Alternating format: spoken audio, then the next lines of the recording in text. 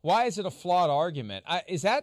Look, I'm not a trained journalist, and I prove it every single day, but I'd like to think a more open-ended question would be presented to Baker Mayfield, because I don't think it's a flawed argument, and I don't think it's disrespectful to entertain the question of whether or not the absence of a guy who has been for a season and a half the focal point of endless questions about when are they going to get him the ball, how are they going to get him the ball, why aren't they getting him the ball, that guy being removed from the equation for whatever reason may make it easier for the quarterback to play, especially when we saw how well Baker Mayfield played in a game where Odell Beckham Jr.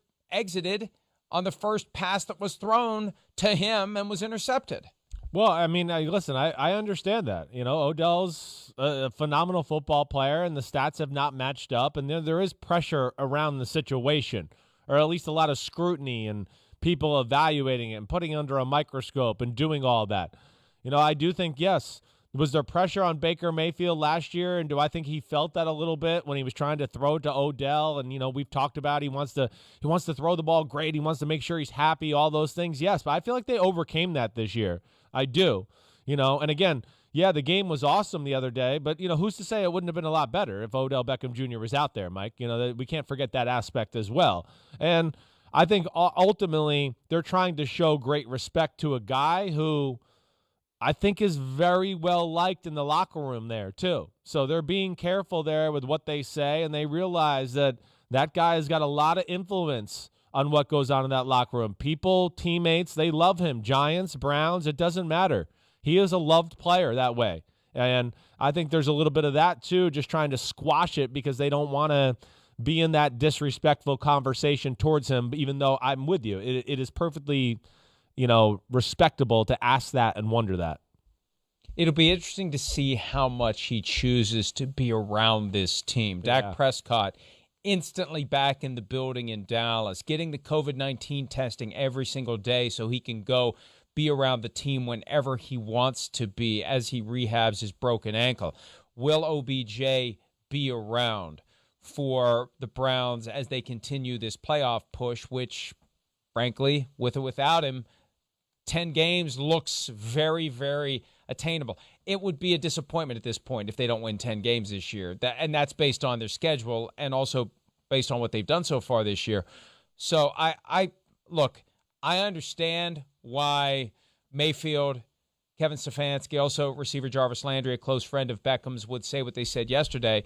But I think when we look at this from a football standpoint and we understand that a weight has been removed from the offense, a pressure point has been exercised from the equation, and Baker Mayfield can just go out and play without worrying about, if we don't win and I'm going to have to deal with all this Odell Beckham Jr., why didn't I get him the ball more? And he's going to be talking about getting the ball more. And you can just go out and do your thing now. It reminds me of when, and I think I said this earlier in the week, when Calvin Johnson retired from the Lions, I just noticed that Matthew Stafford was playing a little more freely, arguably playing a little bit better, because it's no longer that extra element of there's this guy out there who is Megatron and I must get the football to him. It's just the way every offense should run, Chris. Throw the ball to the open man. No, it is. All the great offenses, that's what they do. They do. I mean, that's, of course, hey, do you design plays for our best player to be the first read and throw him the ball that way? Yes, you do.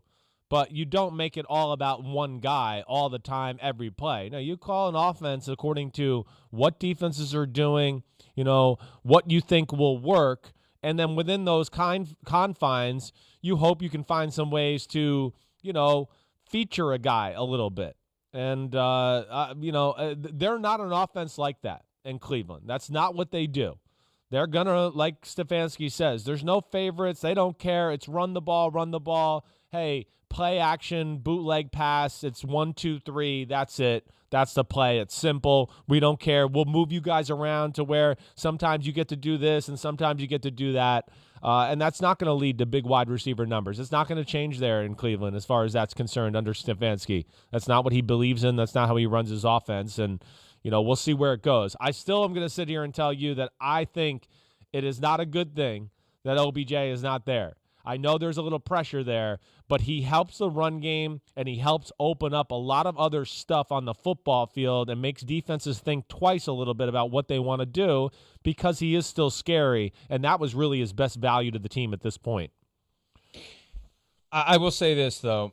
After they beat the Cowboys and we saw that great performance from Odell Beckham Jr., his lone great performance of the year, after that happened, I talked to Kevin Stefanski, and he said, look, I challenge myself to get the ball to Odell Beckham Jr. early in games. Well, there were 2 games after that. What were the next 2 games? The Colts game and the Steelers game, right? Yeah. Colts game didn't happen. Steelers game didn't happen. So I still don't know what they were caught in with this, how to properly use / placate OBJ. And now look, here's the thing. If they make it to the playoffs without him, the groundswell in Cleveland is going to be get what you can and move on from him. Yeah, probably.